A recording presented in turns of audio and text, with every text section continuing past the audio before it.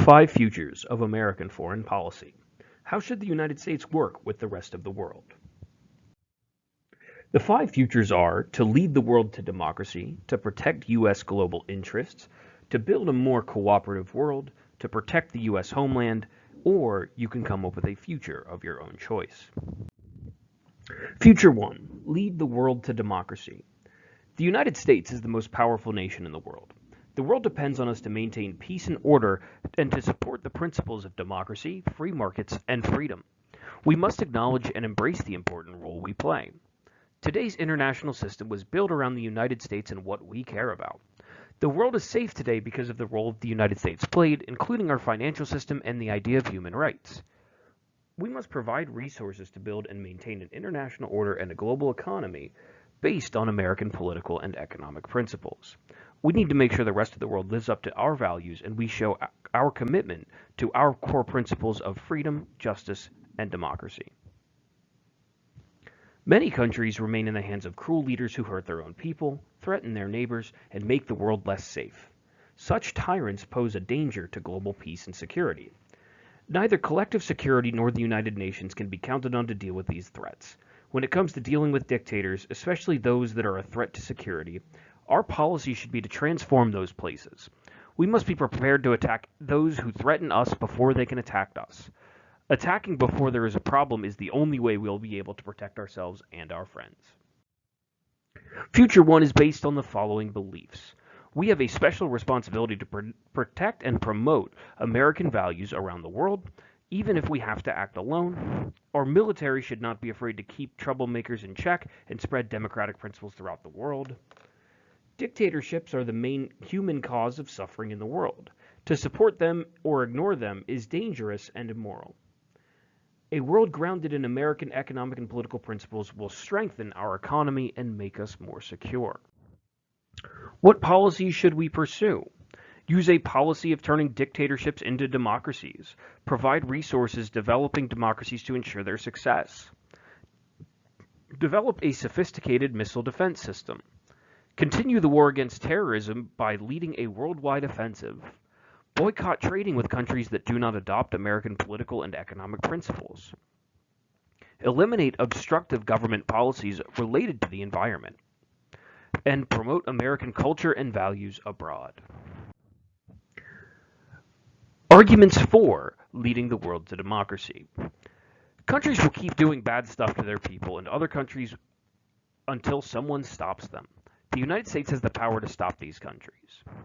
If we wait too long to take down some of these bad countries, the cost can be even higher than stopping them before they get powerful.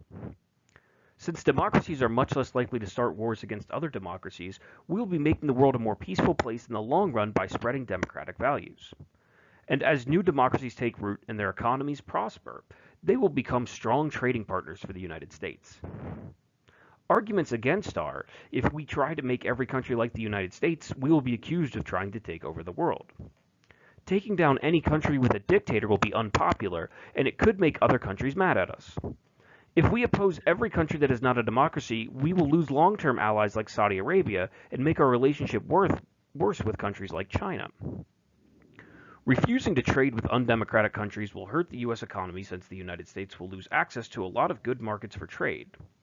And you can't force other nations to establish democracies. Many other countries don't agree with our principles and never will. Future 2. Protect U.S. global interests. We live in an unstable world. United States foreign policy must be focused on order and security. Terrorism, poverty, and global competition have created an international minefield for United States leaders. In order to navigate successfully through these unpredictable times, we should remain actively involved in international affairs and be prepared to protect ourselves, at home and abroad, against any threats to our security and prosperity. We have to be realistic about the threats that we face. To promote U.S. interests, we must engage with the world selectively. We must focus our energies on protecting our own security, building key trade relationships, ensuring our access to crucial raw materials, and stopping the spread of nuclear weapons to unfriendly nations. Whenever possible, we should use our influence to engage other nations so that we do not have to shoulder the load alone. However, when this fails, we must be ready and able to act, alone if necessary, to protect ourselves against any threats to our security and prosperity. Americans have no choice but to accept the world as it is and respond with whatever actions are necessary to keep our country safe and strong. Future 2 is based on the following beliefs. Protecting our interests worldwide is more important than promoting lofty ideals. When our interests are threatened, we have the right to defend ourselves with military force. International stability and security depend largely on the United States. The United States has the strength to keep power-hungry nations in check and to build coalitions to maintain stability.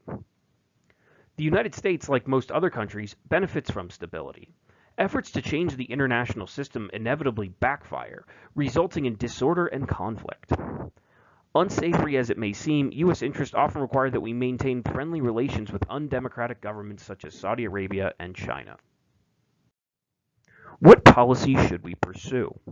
Build alliances with other countries to protect our interest and security abroad. Increase the flexibility of our military so that we can respond quickly to threats worldwide. Be willing to fight any nation that harbors international terrorists. Engage others in our efforts to where possible but act alone when necessary. Use economic and military aid to advance U.S. trade and investment in the developing world.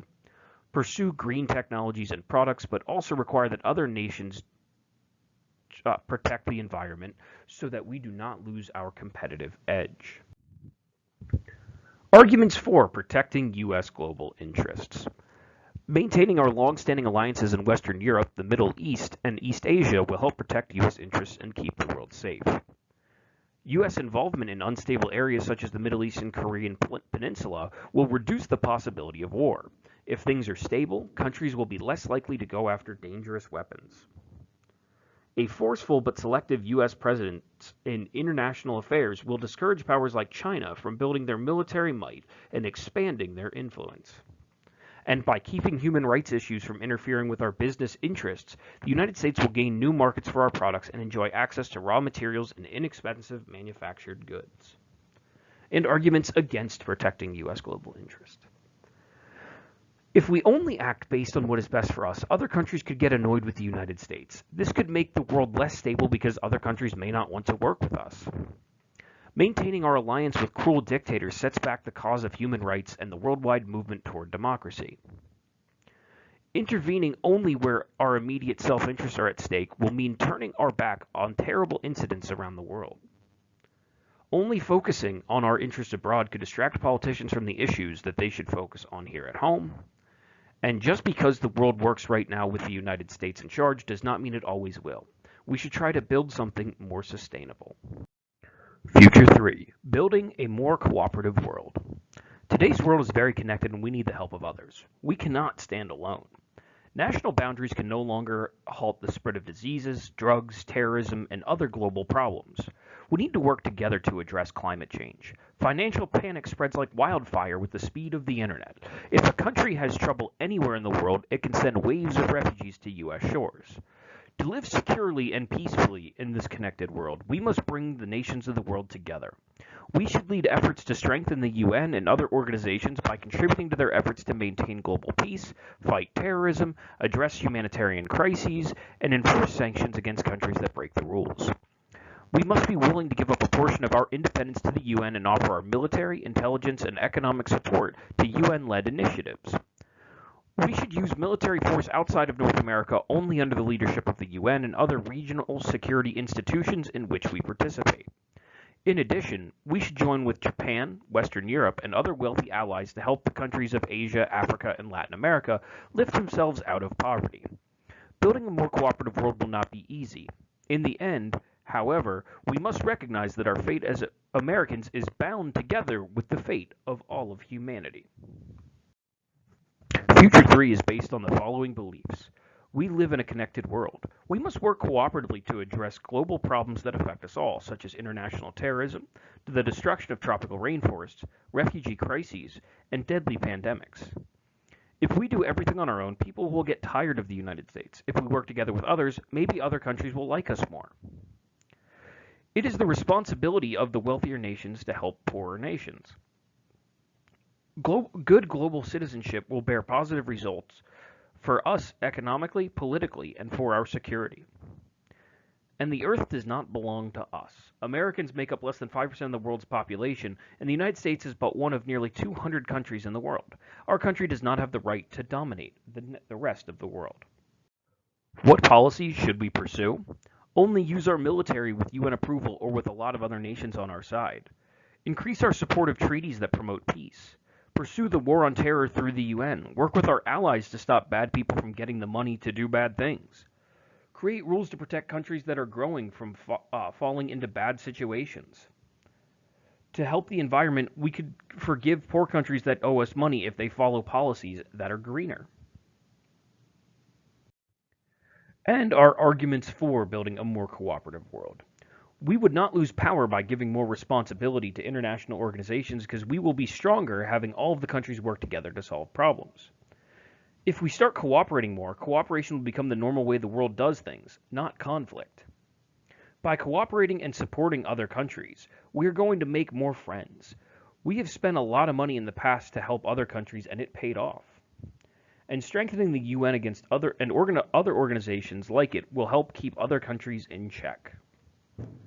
Arguments against building a more cooperative world are that we will lose influence and power if we give others more control. Other leading powers will take advantage of us for being more cooperative and get stronger. Our values do not line up with many other places. It might not work to cooperate. It could even be more dangerous. If we limit the ability of our military to act outside of North America, we will not be able to respond to problems around the world quickly. Many countries are mean. We should not do anything that gives them more power and influence around the world. And we have enough problems in the United States. We do not need to spend billions of dollars fixing other people's problems. Future 4. Protect the U.S. homeland. 20 years ago, the attacks of September 11, 2001 brought a new message to Americans. There is a risk of danger, even on our own homeland. Since the end of World War II, we have spent billions of dollars defending other countries in Europe and Asia and given billions more in aid to poor countries, but what do we have to show for it? Our current policies only make us more enemies, and getting involved in expensive wars has made our situation even worse, turning some allies against us. Enough is enough. We must make it clear that the United States will no longer be solving the world's problems. It's time to turn our attention to the real issues in the United States that impact Americans every day: the economy, schools, healthcare, infrastructure, and defending the mainland United States. Bring home all troops from around the world, limit military spending, and put the needs of the United States first. Future 4 is based on the following beliefs. The first responsibility of a country is to protect the people. Focusing on the problems of other countries is a waste of time and resources. Most of the problems going on in the world can't be solved by the United States. It's foolish to keep trying, and we will make more enemies than friends. And today, it's more about economic strength than military power. All of the military actions that we have taken and alliances that we have built are more of a burden than a positive for the country. What policies should we pursue? Withdraw from alliances outside of North America. Make it clear we will only use our military if we are directly threatened. Redesign the military to focus on defending North America and gather more intelligence about what threats we face at home. Stay out of conflicts that do not directly impact us. Develop defenses to be used against different types of attacks. Protect American industries from foreign competition. Reduce dependence on foreign oil by looking for more inside of the United States and investing in alternative, renewable energy sources. Do not limit our economy with environmental restrictions while giving everyone else a free ride. Arguments for protecting the U.S. homeland. By leaving the rest of the world alone, we will avoid making ourselves a target. Getting rid of expensive foreign policy ideas will free up money within our own borders. By using more resources at home, we will be a good role model for other countries. And if we cut military spending and reduce our presence, it will encourage other powers to cut back as well. And arguments against protecting the U.S. homeland. We can't abandon our commitments around the world. There will be places that fall apart without our support and influence, and the world could be much worse off. Wars start without our presence. Some countries might resort to developing weapons of mass destruction without the help of the United States. We will not be able to protect our interests without a strong military. We might be forced to rapidly build our military, which is even more expensive. Military strength can be a decisive factor in the world. If we withdraw, there is nothing we can do to stop conflicts. And if there are massive conflicts, the United States can be very negatively impacted without even getting involved. And that's future 5. Maybe none of these answers are perfect. All of them might have a problem that you don't like. If that's the case, then just create your own future. What do you think we should do? You are welcome to steal bits and pieces from the other 4 futures or think of something completely different.